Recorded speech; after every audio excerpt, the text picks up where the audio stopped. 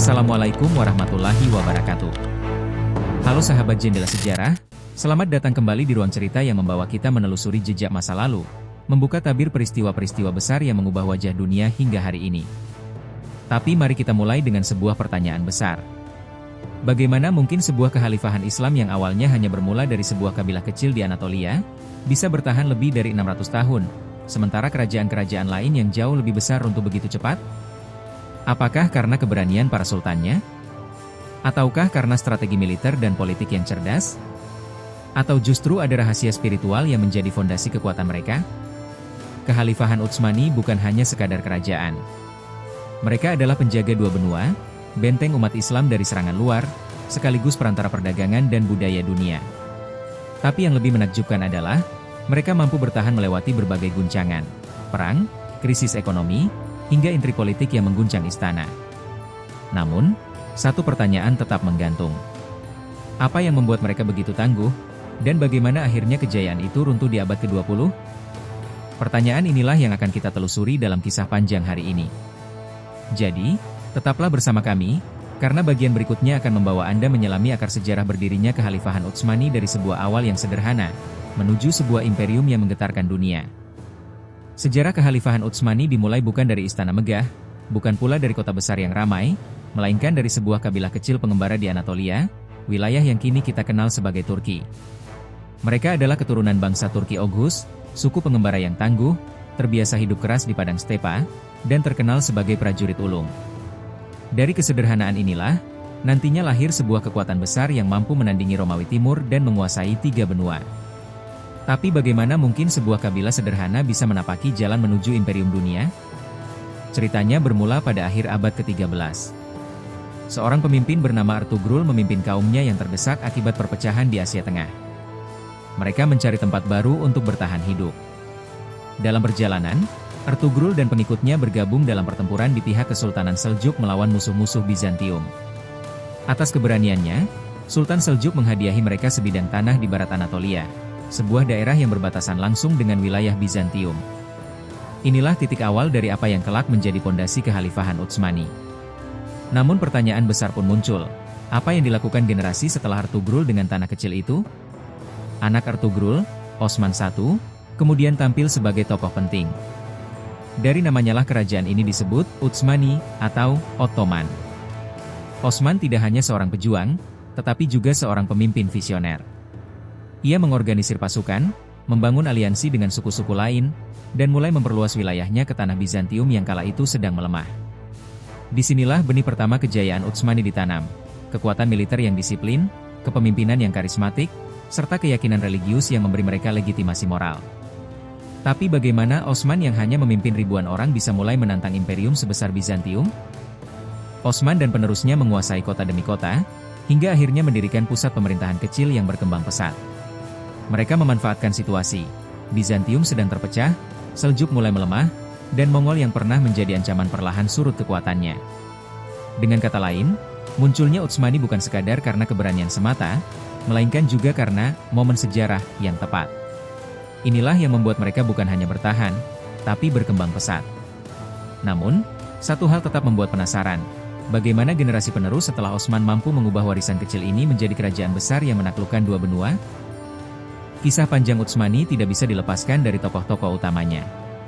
Mereka bukan hanya raja, tapi juga panglima, negarawan, dan terkadang ulama yang bijak. Dari generasi awal Osman I hingga Muhammad Al-Fatih, setiap sultan mewariskan sesuatu yang unik, seperti batu bata yang menyusun tembok besar peradaban. Tapi, siapakah sebenarnya sosok-sosok kunci yang membentuk wajah Kekhalifahan Utsmani? Mari kita mulai dari Osman I, sang pendiri. Ia dikenal sederhana, bahkan tidak banyak meninggalkan catatan sejarah tertulis. Namun, warisannya adalah visi besar, menyatukan suku-suku Turki di Anatolia dan menjadikan mereka kekuatan yang diperhitungkan. Osman menanamkan nilai bahwa kerajaan ini harus berdiri di atas semangat jihad, bukan hanya dalam arti perang, tetapi juga dalam perjuangan menegakkan keadilan. Dari dialah lahir identitas yang kelak terus melekat. Utsmani bukan sekadar kerajaan, tapi sebuah misi. Dan misi inilah yang membuat penerusnya merasa punya tanggung jawab untuk terus berkembang. Tapi bagaimana para penerus Osman mengubah misi itu menjadi kekuatan nyata? Putra Osman, Orhan Gazi, adalah yang pertama memperluas wilayah ke Eropa. Ia menaklukkan Bursa, kota yang kemudian dijadikan ibu kota Utsmani pertama. Bursa bukan sekadar kota, melainkan simbol. Dari suku kecil pengembara, kini mereka sudah memiliki pusat peradaban. Di bawah Orhan, Utsmani membangun sistem administrasi, mata uang, bahkan pasukan elit yang kelak terkenal. Janissaries, pasukan khusus yang disiplin dan setia hanya kepada Sultan. Dengan fondasi ini, Utsmani bertransformasi dari kabilah menjadi negara. Tapi, apa yang terjadi ketika mereka berhadapan dengan kekuatan besar Eropa? Generasi berikutnya, Murad I, membawa Utsmani ke level baru. Ia memimpin dalam pertempuran Kosovo, 1389, pertempuran besar melawan koalisi Balkan. Murad gugur di medan perang, namun kemenangan Utsmani di Kosovo memperkuat posisi mereka di Eropa Tenggara. Pengorbanan Murad I menunjukkan bahwa kejayaan Utsmani tidak lahir dari kenyamanan, melainkan dari darah dan air mata. Dari sini, wilayah mereka di Balkan terbuka lebar. Tapi, bagaimana Utsmani bisa bertahan menghadapi lawan sebesar Bizantium yang masih kokoh di Konstantinopel? Lalu muncullah Bayezid I, yang dijuluki Yildirim atau Sang Kilat karena kecepatan pasukannya dalam menyerang. Bayezid berhasil memperluas wilayah dengan luar biasa cepat, bahkan hampir mengepung Konstantinopel. Namun takdir berkata lain.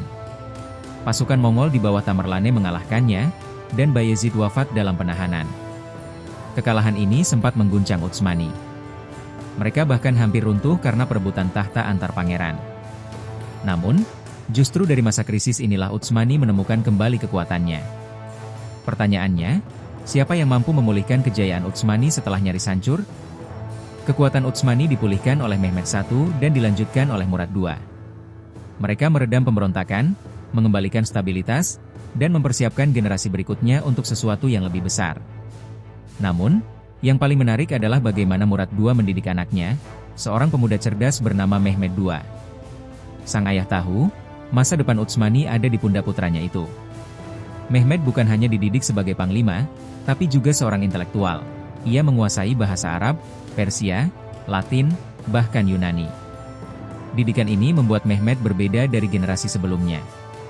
Tapi apa yang sebenarnya disiapkan Murad II untuk anaknya? Lahir pada 1432, Mehmed II kelak dikenal sebagai Muhammad Al-Fatih, sang penakluk. Sejak muda, ia sudah dibekali semangat besar untuk merealisasikan sebuah hadis Nabi Muhammad SAW. Sungguh, Konstantinopel akan ditaklukkan. Sebaik-baik pemimpin adalah pemimpin yang menaklukkannya, dan sebaik-baik pasukan adalah pasukannya. Hadis riwayat Ahmad. Bayangkan, seorang pemuda berusia belasan tahun tumbuh dengan keyakinan bahwa ia mungkin adalah orang yang dimaksud Nabi 800 tahun sebelumnya. Keyakinan inilah yang membakar tekadnya untuk menaklukkan kota yang selama berabad-abad menjadi benteng terakhir Bizantium. Namun, bagaimana caranya seorang pemuda berusia 21 tahun berhasil melakukan apa yang gagal dilakukan ratusan tahun sebelumnya?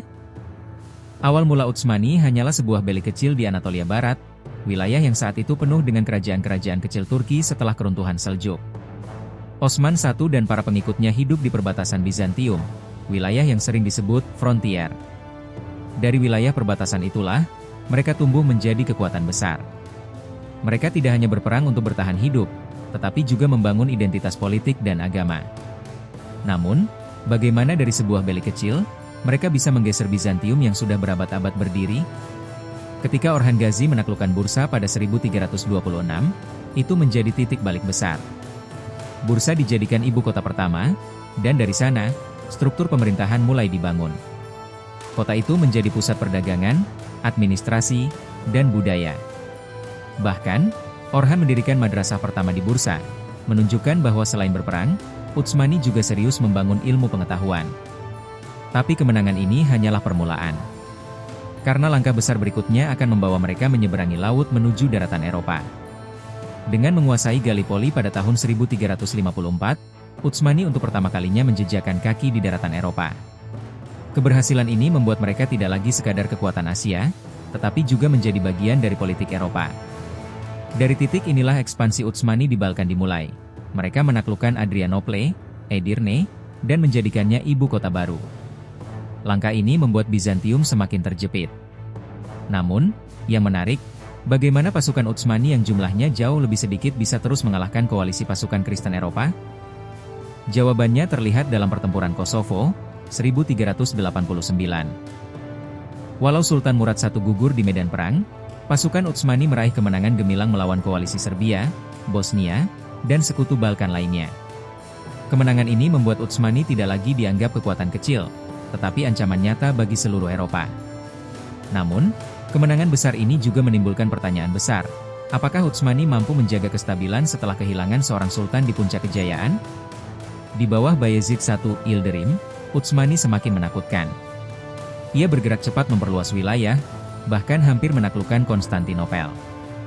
Namun, sejarah berbalik ketika ia dikalahkan oleh Timur Leng di pertempuran Ankara, 1402. Bayezid ditawan, dan kekuasaan Utsmani hampir runtuh.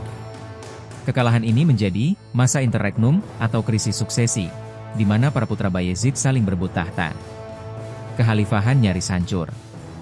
Tapi, mengapa Utsmani tidak benar-benar runtuh di titik itu? Jawabannya ada pada Mehmed I, yang berhasil menyatukan kembali kerajaan setelah masa kekacauan. Ia memulihkan stabilitas politik, memperbaiki ekonomi, dan mempersiapkan generasi berikutnya.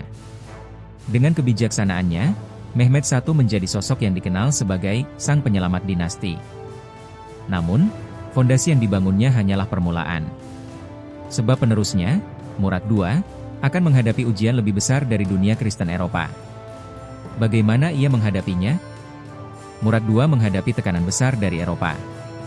Salah satu peran terbesarnya adalah pertempuran Varna, 1444, ketika koalisi Hungaria, Polandia, dan Paus Roma berusaha menghentikan ekspansi Utsmani. Namun, Murad berhasil memimpin pasukan Muslim meraih kemenangan telak. Kemenangan Varna menegaskan satu hal, Utsmani sudah bukan lagi kerajaan regional, melainkan kekuatan global. Tapi, siapakah yang akan membawa mereka melangkah lebih jauh, hingga menaklukkan jantung Bizantium? Itulah peran Muhammad Al-Fatih. Pada usia 21 tahun, ia melancarkan ekspedisi besar untuk menaklukkan Konstantinopel. Dengan strategi militer cerdas, seperti mengangkut kapal melewati daratan Galata, serta menggunakan meriam raksasa, Basilica, Al-Fatih melakukan sesuatu yang selama berabad-abad dianggap mustahil. Pada 29 Mei 1453, Konstantinopel jatuh. Peristiwa ini bukan hanya kemenangan militer, tetapi juga kemenangan simbolis. Sebuah kota yang menjadi simbol dunia Kristen Timur selama 1000 tahun kini berada di bawah panji Islam. Dari sinilah Utsmani benar-benar memasuki masa kejayaannya. Namun, yang menarik, apakah kejayaan itu hanya berhenti pada penaklukan kota? Jawabannya jelas, tidak. Setelah penaklukan, Konstantinopel diubah menjadi Istanbul, ibu kota baru yang kosmopolitan. Al-Fatih membuka kota itu untuk berbagai bangsa dan agama, menjadikannya pusat perdagangan, ilmu pengetahuan, dan kebudayaan. Inilah awal dari zaman keemasan Utsmani. Namun, bagaimana kekaisaran ini bisa menjaga kejayaannya selama berabad-abad berikutnya, hingga mencapai masa Sultan Sulaiman Al-Kanuni?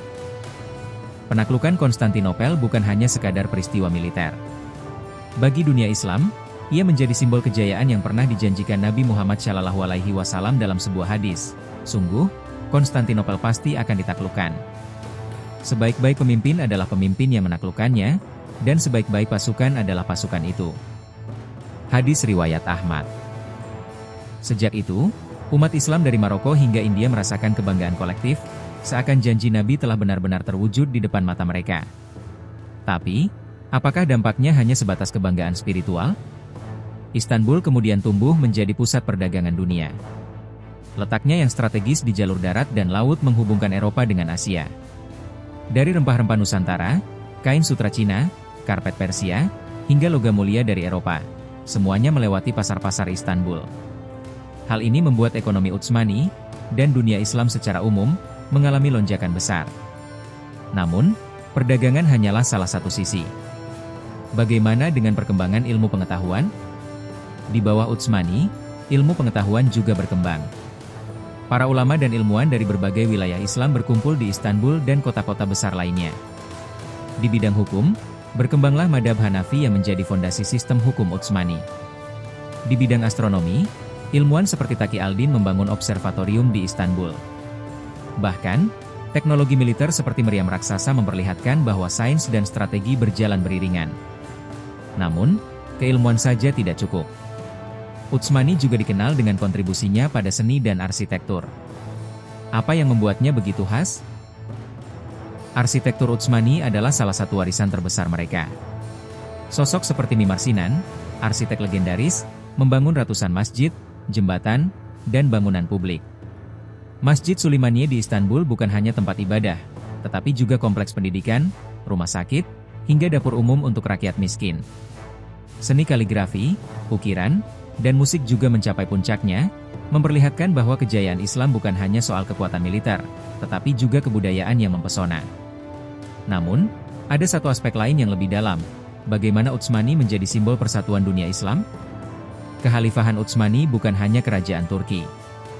Mereka mengklaim sebagai penerus khalifah Islam setelah jatuhnya dinasti Abbasiyah di Kairo tahun 1517. Sejak itu, Sultan Utsmani menyandang gelar khalifah, pemimpin seluruh umat Islam. Artinya, mereka bukan sekadar raja, tetapi simbol persatuan politik dan spiritual bagi kaum muslimin di berbagai belahan dunia. Namun, apakah gelar itu hanya sekadar simbol, atau benar-benar berpengaruh? Faktanya, pengaruh Khalifah Utsmani menjangkau jauh melampaui perbatasan mereka. Dari Kesultanan Aceh di Nusantara, Sultan Alauddin Riyayat Shah menulis surat kepada Sultan Sulaiman Al-Kanuni, meminta bantuan militer melawan Portugis. Begitu pula para penguasa muslim di India, Afrika Utara, hingga Kaukasus, seringkali melihat Utsmani sebagai pelindung umat Islam. Walau tidak semua mendapat bantuan militer langsung, pengakuan ini menunjukkan wibawa Utsmani sebagai pusat dunia Islam. Namun, pengaruh ini juga membawa konsekuensi. Bagaimana mereka menghadapi rivalitas dengan kerajaan-kerajaan muslim lain seperti Safawi di Persia atau Mughal di India? Rivalitas memang tidak bisa dihindari. Dengan Safawi di Persia yang menganut Syiah, Utsmani seringkali berperang di wilayah Mesopotamia. Sedangkan dengan Mughal India, meski tidak berperang langsung, hubungan lebih banyak berupa diplomasi. Persaingan ini memperlihatkan bahwa meski Utsmani dianggap sebagai khalifah, dunia Islam tetap beragam dan penuh dinamika politik. Namun, di balik semua itu, tetap ada hal yang tak bisa dipungkiri. Utsmani telah memberikan payung besar yang membuat dunia Islam merasa memiliki rumah bersama. Tapi, apakah kejayaan itu bisa bertahan selamanya? Sahabat Jendela Sejarah, setelah kita menelusuri kisah panjang kekhalifahan Utsmani, kita bisa melihat bahwa kejayaan mereka bukanlah sesuatu yang datang begitu saja.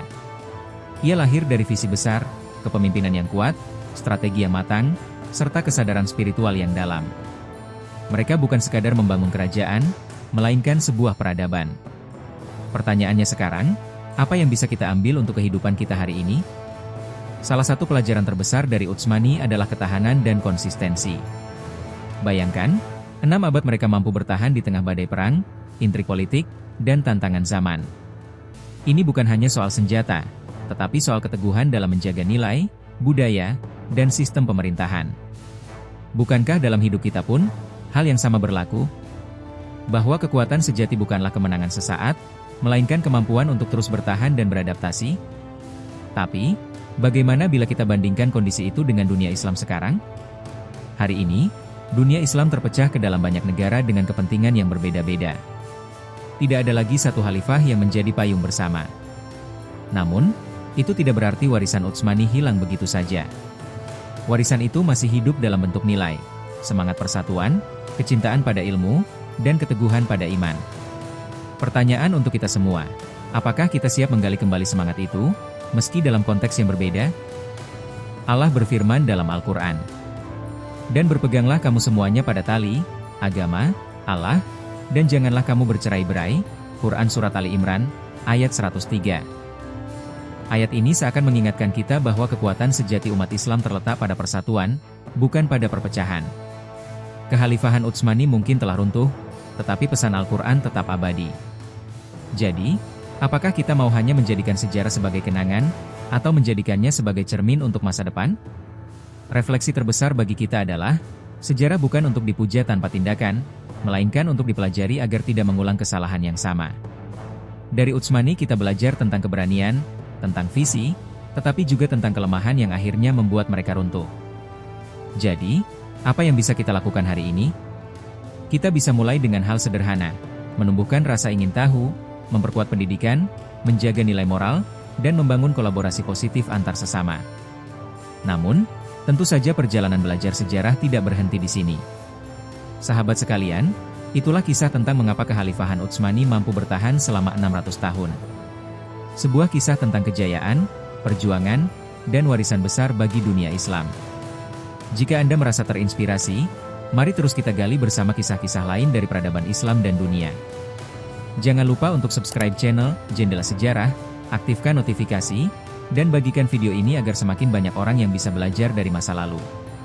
Tulis juga pendapat Anda di kolom komentar. Menurut Anda, apa faktor paling penting yang membuat Utsmani bisa bertahan begitu lama? Karena, siapa tahu, refleksi kecil dari kita hari ini bisa menjadi pijakan untuk peradaban besar di masa depan.